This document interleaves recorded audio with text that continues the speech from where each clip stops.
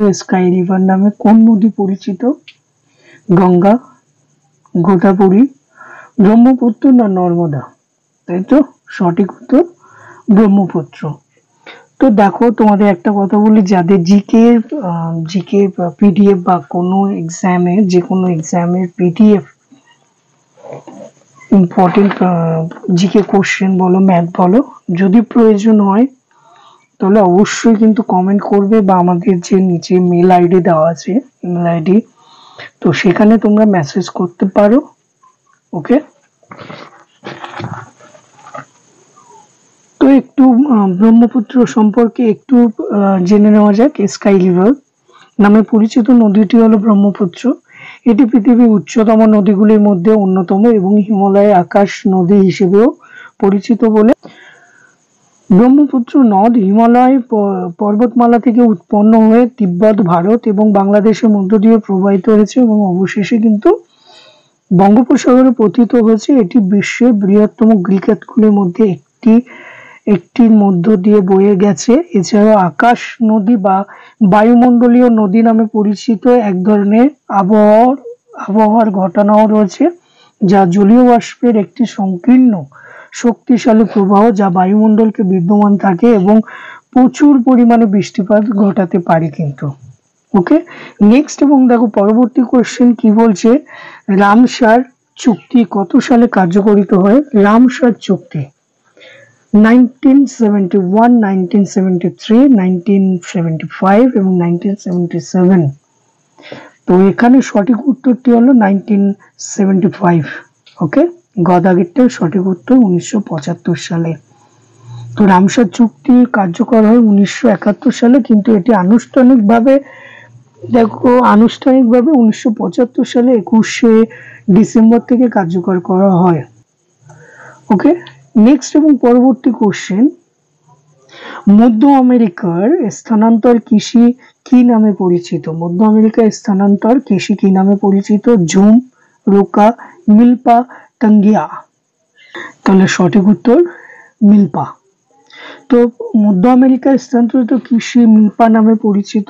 এটা একটু ডিটেলসে একটু জেনে নিয়ে, স্থানান্তরিত কৃষি বা শিফটিং কাল্টিভেশন নামে পরিচিত। এটি একটি কৃষি পদ্ধতি যেখানে কিছু সময়ের জন্য একটি জমি পরিষ্কার করে চাষ করা হয় এবং তার উপর উর্বরতা কমে গেলে, যা আগাছা বেড়ে গেলে অন্য জমিতে চলে যাওয়া যায়। মধ্য আমেরিকায়, বিশেষ করে মেক্সিকোতে এই ধরনের কৃষিকে মিল্পা বলা হয়। এটি মূলত ছোট আকারে জীবিকা নির্বাহের কৃষি এবং এটি চারণভূমি পরিষ্কার করার জন্য ব্যবহার করা কিন্তু হয়। নেক্সট এবং পরবর্তী কোশ্চেন, সিভিলাইজেশন অ্যান্ড ক্লাইমেট গ্রন্থটির লেখককে? Huntington, Humboldt, Ratzel, Schaefer? তো এখানে তোমাদের সঠিক উত্তর, তাহলে তোমরা যে জানো তাহলে যারা জানো তারা কমেন্ট করে অবশ্যই জানাবে। সঠিক উত্তরটি হলো হ্যান্টিংটন। নেক্সট এবং পরবর্তী question, the light off Asian বইটি মূলত কার উপরে লেখা? গৌতম বুদ্ধ, মহাবীর, আলেকজান্ডার, চন্দ্রগুপ্ত মৌর্য? অ্যান্সার হবে কিন্তু গৌতম বুদ্ধ।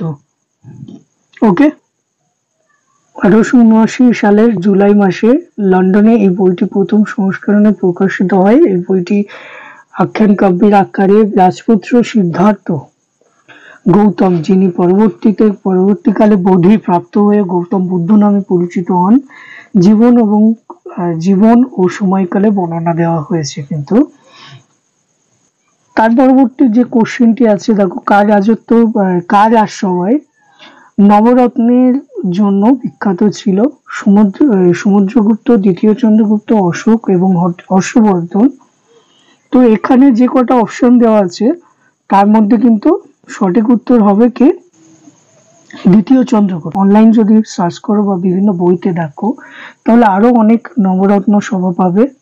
তো এখানে যে কটা অপশন দেওয়া আছে, সমুদ্রগুপ্ত, দ্বিতীয় চন্দ্রগুপ্ত, অশোক এবং হর্ষবর্ধন, এর মধ্যে সঠিক উত্তর কিন্তু হবে দ্বিতীয় চন্দ্রগুপ্তের আমলে কিন্তু নবরত্ন সভা ছিল। তো একটু ডিটেলসে দেখো কি দেওয়া আছে, দেখো একটু ডিটেলিং কি বলছে। দ্বিতীয় চন্দ্রগুপ্তের রাজসভায় নবরত্ন নামে পরিচিত ছিল।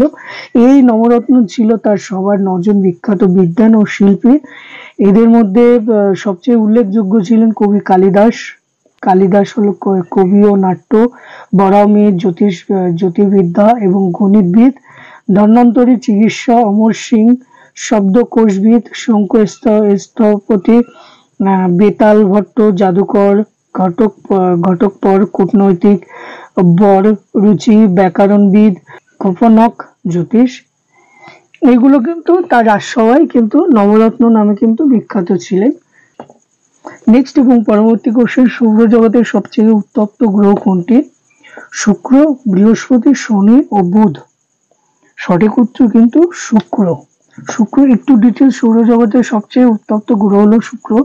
এর কারণ হলো শুক্রের বায়ুমণ্ডল খুবই ঘন এবং এটি একটি শক্তিশালী গ্রিন হাউস প্রভাব সৃষ্টি করে, যা গ্রহটিকে গরম করে তোলে। কিন্তু যে কোশ্চেনটি আছে দেখো, চাঁদের ব্যাস কত? প্রায় 3475 কিমি, প্রায় 3470 কিমি, প্রায় 3465 কিমি, প্রায় 3460 কিমি। তো সঠিক উত্তর প্রায় 3475 কিমি। ক দাগের উত্তর সঠিক উত্তর। ওকে, চাঁদের ব্যাস প্রায় 3474.206 কিলোমিটার, মানে 2159 মাইল। এটি পৃথিবীর ব্যাসের প্রায় 1/4। চাঁদের ব্যাস 3474.206 কিমি। ওকে, এবং পরবর্তী কোশ্চেন, আজকে শেষ কোশ্চেন, কি জমাট বেঁধে উপেল শিলার সৃষ্টি হয়? বালুকণা, ধূলিকণা, পলি, কাদা। তাহলে সঠিক উত্তর বালুকণা, তাই তো। দেখো উপেল শিলা সম্পর্কে একটু ডিটেলস তাহলে জেনে নেওয়া যাক। উপেল শিলার সৃষ্টি হয় মূলত প্রবাল এবং অন্যান্য সামুদ্রিক প্রাণী দেহাবশেষ, যেমন তাদের খোলস, বালুকণা এবং অন্যান্য জীব পদার্থের সাথে মিলিত হয়। এই উপাদানগুলি সমুদ্রের তলদেশে জমাট হয়ে সময়ের সাথে সাথে জমাট বাঁধে এবং উপেল শিলা তৈরি করে। তাহলে উপেল শিলার সৃষ্টির সংক্ষিপ্ত বিবরণ কিন্তু একটু পেয়ে গেলে তোমরা এখান থেকে। তো উপেল শিলার সৃষ্টি হয় প্রবাল ও অন্যান্য সামুদ্রিক প্রাণীর দেহাবশেষ থেকে, খোলস বা কঙ্কাল ইত্যাদি। বালুকণা মানে কি প্রধানত লাগে? অন্যান্য জৈব পদার্থ, জমাট বাঁধা এবং রাসায়নিক প্রক্রিয়া। এই উপাদানগুলি সমুদ্রের তলদেশে জমা হয়ে সময়ের সাথে সাথে রাসায়নিক প্রক্রিয়ার মাধ্যমে জমাট বেঁধে কিন্তু আমাদের উপেল শিলার সৃষ্টি করছে, তাই তো। তো এখান থেকে যদি কারোর কোনো কোশ্চেন বা কোয়ারি থাকে বা কারোর যদি নোটসের প্রয়োজন থাকে জিকে, তাহলে অবশ্যই কিন্তু কমেন্ট করে জানাবে কমেন্ট বক্সে, বা আমাদের যে মেল আইডিটা দেওয়া থাকবে ডেসক্রিপশন বক্সে, তো সেখানে তোমরা মেসেজ করতে